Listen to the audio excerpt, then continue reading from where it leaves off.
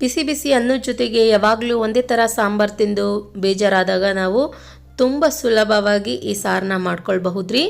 ಎಲ್ಲರಿಗೂ ನಮಸ್ಕಾರ. ಲಕ್ಷ್ಮಿ ಮನೆ ಭೋಜನ ಕಾರ್ಯಕ್ರಮಕ್ಕೆ ಆತ್ಮೀಯವಾದ ಸ್ವಾಗತ.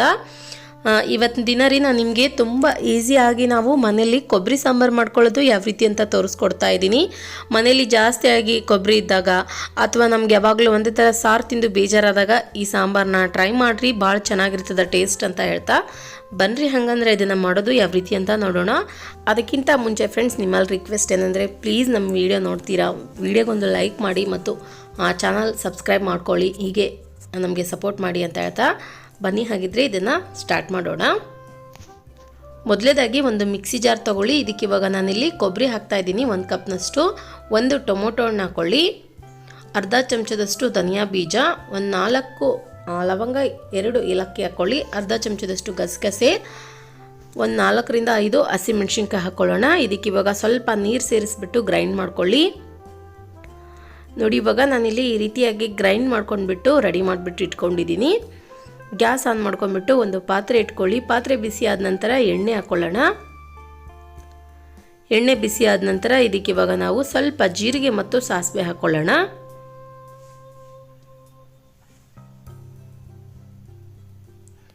ನಂತರ ಕರಿಬೇವಿನ ಸೊಪ್ಪು ಹಾಕ್ಕೊಳ್ಳಿ ಸ್ವಲ್ಪ, ಮತ್ತು ಇದಕ್ಕೆ ಇವಾಗ ಈರುಳ್ಳಿ ಹಾಕ್ಕೊಳ್ಳೋಣ.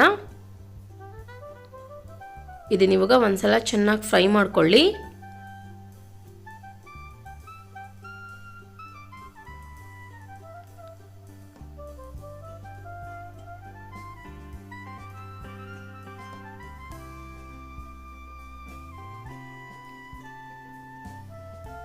ಓಕೆ, ನೋಡಿ ಇವಾಗ ನಾನಿಲ್ಲಿ ಈ ರೀತಿಯಾಗಿ ಚೆನ್ನಾಗಿ ಫ್ರೈ ಮಾಡಿಬಿಟ್ಟು ರೆಡಿ ಮಾಡಿಬಿಟ್ಟು ಇಟ್ಕೊಂಡಿದ್ದೀನಿ. ಈರುಳ್ಳಿ ಇಲ್ಲಿ ಫ್ರೈ ಆಗಿದೆ. ಇದಕ್ಕೆ ಇವಾಗ ನಾವು ಗ್ರೈಂಡ್ ಮಾಡಿರುವಂತಹ ಮಸಾಲ ಸೇರಿಸ್ಕೋಬೇಕ್ರಿ.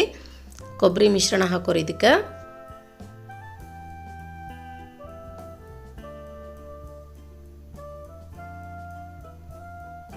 ಈ ಕೊಬ್ಬರಿ ಮಿಶ್ರಣ ಸೇರಿಸ್ಕೊಂಡ ನಂತರ ನೋಡ್ರಿ, ಇದನ್ನ ಇವಾಗ ಒಂದ್ಸಲ ಚೆನ್ನಾಗಿ ಮಿಕ್ಸ್ ಮಾಡ್ಕೊಳ್ಬೇಕು.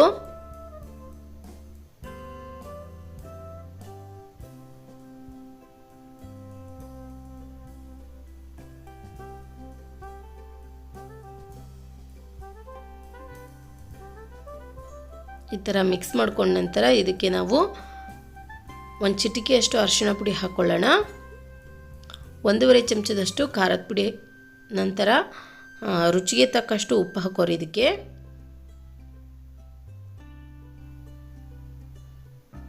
ಇದನ್ನ ಇವಾಗ ತಿರ್ಗಾ ಒಂದ್ಸಲ ಚೆನ್ನಾಗಿ ಮಿಕ್ಸ್ ಮಾಡ್ಕೊಳ್ಬೇಕ್ರಿ.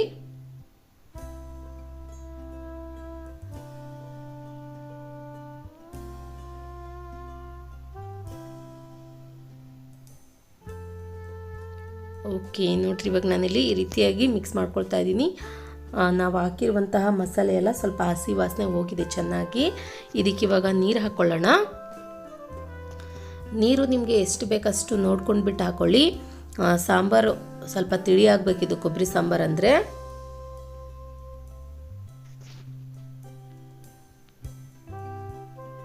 ನೋಡಿ, ಇವಾಗ ನೀರು ಹಾಕಿದ ನಂತರ ಇದನ್ನು ನಾವು ಮೇಲ್ಗಡೆ ಮುಚ್ಚಿಬಿಟ್ಟು ಒಂದು 8 ರಿಂದ 10 ನಿಮಿಷಗಳ ಕಾಲ ಚೆನ್ನಾಗಿ ಕುದಿಸ್ಕೊಳ್ಳೋಣ.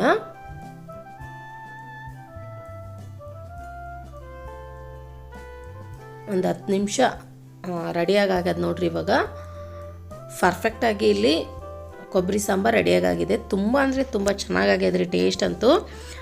ನೀವು ಒಂದ್ಸಲ ನಿಮ್ಮ ಮನೆಗೆ ಟ್ರೈ ಮಾಡಿರಿ, ಗೊತ್ತಾಗತ್ತಾ ಟೇಸ್ಟ್ ಹೆಂಗಿರುತ್ತಂತ.